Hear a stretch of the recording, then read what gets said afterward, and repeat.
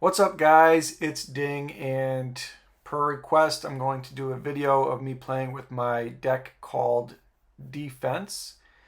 Basically this deck runs no energy, and then it's a lot of control cards, so a lot of items, um, supporters, stuff of that nature. So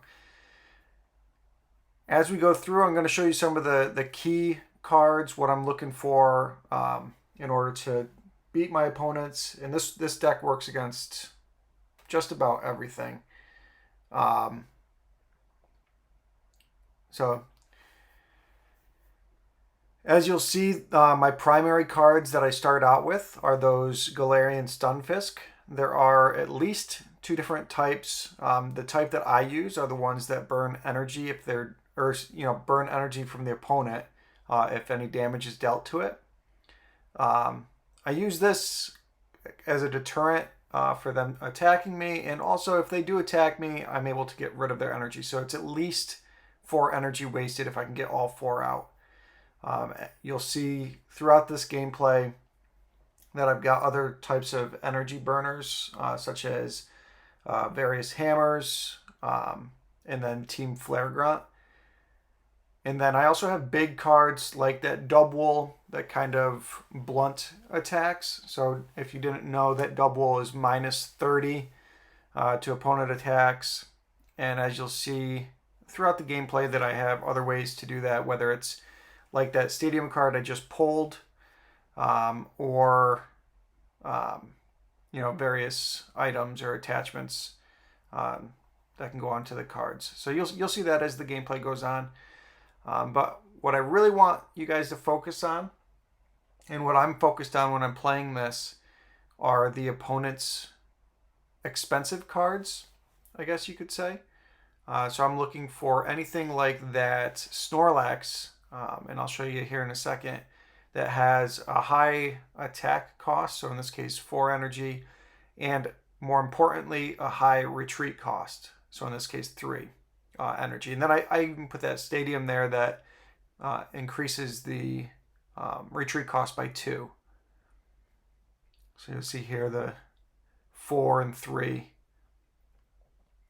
And then what I'll use is that Lysandra, you can use boss's orders, anything that will switch Pokemon to kind of control what card is your opponent's active Pokemon.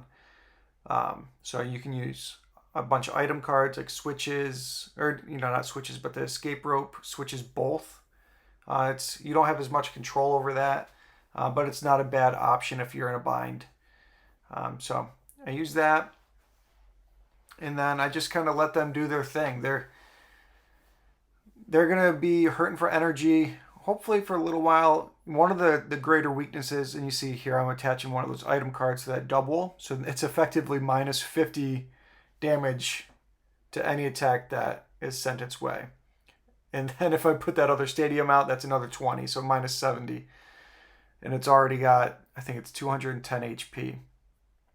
So many ways to kind of control what's going on. And you'll see in my hand there, I've got the one supporter AZ. You can throw that to pull back a card, put it in your hand, and then just replay it onto your bench. So say I am using the Dubwool and it takes a bunch of damage, I can use that AZ card to pull it, put it back on the bench like it never happened. However, Dubwool won't come out until later if everything goes according to plan. What I like to do is use the Galarian Stunfisk up front to try and get rid of energy and slow down their deck. I'll also try and get them. I try to delay them knowing what I'm doing as long as possible, because this is, let's be honest, this is not a deck that you're going to frequently see. So you're usually not expecting it. So he just replaced that stadium card. I actually in this match took an extra turn or two to notice that he had done that, because I was focused on something else while recording the gameplay. But I've got these Versus Seekers. If you're not familiar with what those are, they basically allow you to pull any supporter from your discard pile that you've already used and use it again. So a few cards that I'll use that with are the Team Flare Grunt. I'll also use it for Lysandra, or however you pronounce his name, depending on what my needs are. So a really good card. And you'll also see I've got the Robo card, the third Pokemon on my bench. Basically an item card that acts as a Pokemon. If that's killed, it doesn't take any prize cards. So it's an important buffer. It kind of delays the game even longer.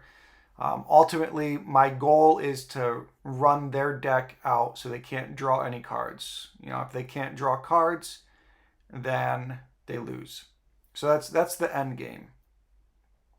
That's the overall strategy. So we'll just see here, kind of watch, see what's going on. And if you guys ever want to play against this deck, you can feel free to. It's, if you know what you're going up against, it's going to be relatively easy to counter. You just do low retreat costs, and you should be good to go. I mean, that's my main thing. And put a bunch of energy in there just in case I'm able to burn your energy. But odds are, if you met me out in the wild, I'd end up crushing you.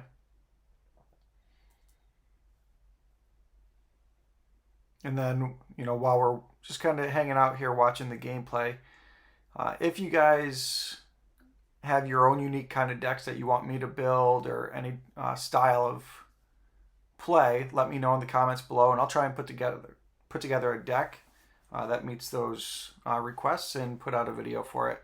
This is kind of a new type of video that I'm doing, but this is something that I love doing, is building decks, deck building, and playing Pokemon. So as you saw, I already burned one of his energies and soaked up one of his attacks.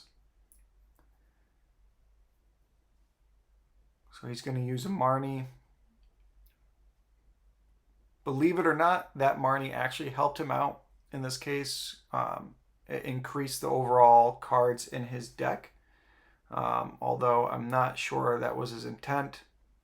If it was intent, obviously he could have saved that for the very end when he had a huge hand and played Marnie to put all those cards back in his deck and prolong the game.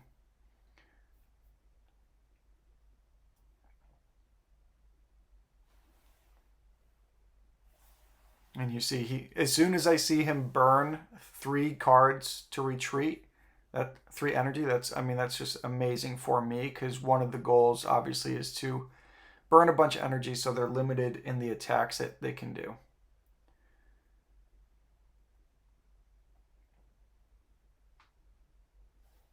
An effective way to attack the Galarian Stunfisk, obviously you don't want to deal damage to them, so if you poison them or burn them, then those are good ways to get rid of them without losing energy.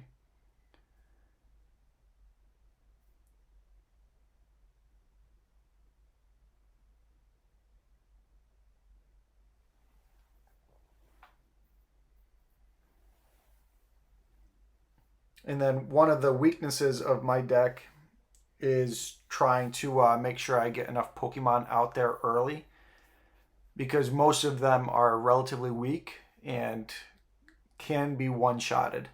So obviously I want to avoid that. But usually it's not too bad. I've got quite a few Pokemon in this deck. I think there's 7. And you'll see I get rid of the regular energy there because I've got the hammer that gets rid of a special energy. So I didn't want to... It basically gave me the opportunity to get rid of 2 energies instead of 1. So you got to know your cards, and just be able to think on your feet. You'll see there's a Mr. Mime there that defends against any even numbered attack. So 20, 40, 60, 80. I think it goes up to 240 or 260 or something like that. It'll defend against, which is pretty cool. Comes in handy. I don't use it a lot, but it's a fun card to have in there just in case.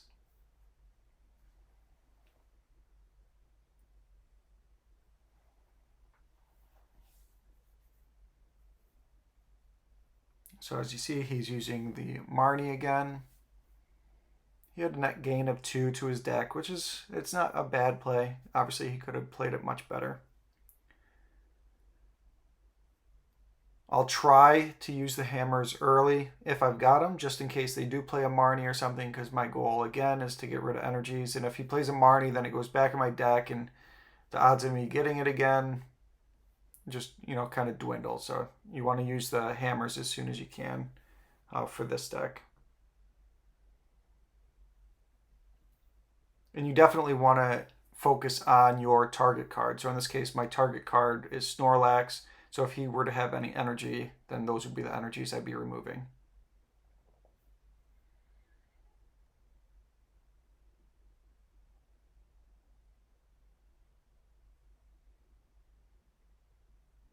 And I've got I believe I have 3 stadiums in this deck. So obviously they've got a stadium out again. And I've burnt through, I believe I've burnt 2 already.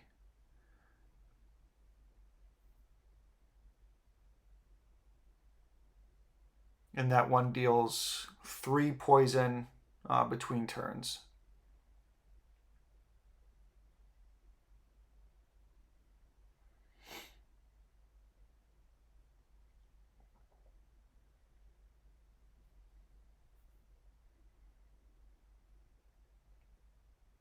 Again, if you guys are enjoying this video, make sure to give it a thumbs up. This is relatively easy to put together, as you can see. I wish I could screen record and have it decent, but this is the best way to show you guys what I'm doing,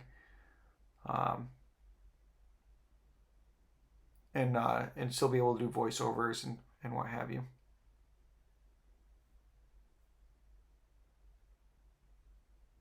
And it definitely came out grainy. I recorded this on my iPhone, so if you have issues with the quality, I guess you can contact Apple about it.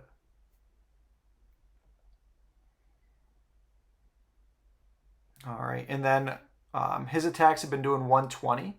So I decided to put that item card on there to let this Stunfisk last one more turn. That basically made him burn 2 energies on him instead of 1. So it definitely didn't need to do that, but it helped. And then, obviously compounded the issue by using that Team Flare Grunt.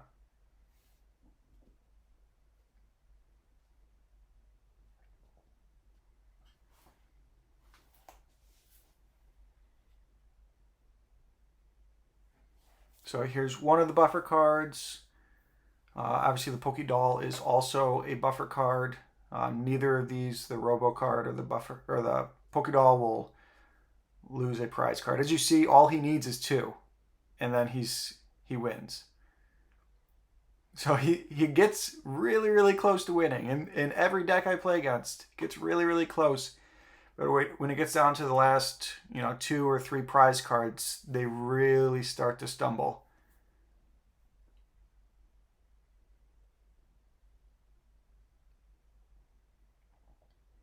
And then I've got 2 cards there. You'll see I've got the option to draw 7 cards and put any item cards in my hand.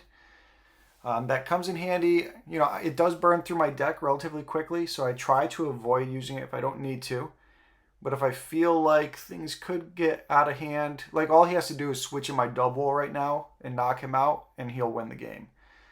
So I'll try to, if I have to, use those, get some item cards. As you'll see, I wasn't planning on him doing that, but I'm going to use one right now and see what I can do for some control. Ideally, I get a Versus Seeker like I did in this case, or some energy removal, some switches, something like that. So it worked out. I got a switch, and then I can use the Versus Seeker, next turn if I need to. And then the only real reason I would need to is if I want to, get rid of some energy, because I've already got Lysandra in my hand. Another card I've got in my deck, the one that he just used, is the, I can't remember what it's called off the top of my head, and he just used it, but it basically, I got it in my hand right now. It's the 3rd card over. Basically poisons I think it's Koger's Trap or something. It poisons the Pokemon and confuses them. So I don't really care about the poison, but the confuse can delay and slow down the attack as well, which comes in handy, especially in the end game here. It kind of forces them to either retreat or switch or, use up one of their cards in their inventory. So I'm just looking to see what I might be able to use my Versus Seeker on. I'm deciding to wait. I've got the Colores card, which basically discards or puts my hand back into my deck and draws the cards equal to the players or the cards on the bench. So I draw 6. I've also got a Shauna, which draws 5. Does the same thing though. Puts your hand in your deck. So having a big hand size, which tends to happen with this deck, prolongs the life of your deck in case they try to defend against it or, caught it early on. You see he gave up towards the end there. He didn't have any more energy or enough energy to do anything, and I won. So we'll go through the stats real quick. Again, game lasted 15 minutes, 52 seconds. I used no energy. 22 trainers played. Drew 34 cards. And I had bad luck with coin flips. 1 head, 4 tails. He used 17 energies. It looks like 18 trainers. And over 60 cards drawn. He had 3 head flips and 2 tails. So he had really good luck with his coin toss versus me. He got to choose who went first. And, it still went my way. So not bad. I'll show you the cards I've got in the deck. I've got these Pokemon. So Dubwool and Sunfisk, and then that Mr. Mime kind of just for fun. Here's the trainers. See if there's anything in here. I got the Max Revive, which is fun. Max Potion, I mean. Which is fun for using with the Dubwool. Everything else I think you guys would have seen. Oh, the card I used early in the match where it gives the opponent the option to draw 3 cards. It's kind of just a trick on them. And then obviously the Pokemon fan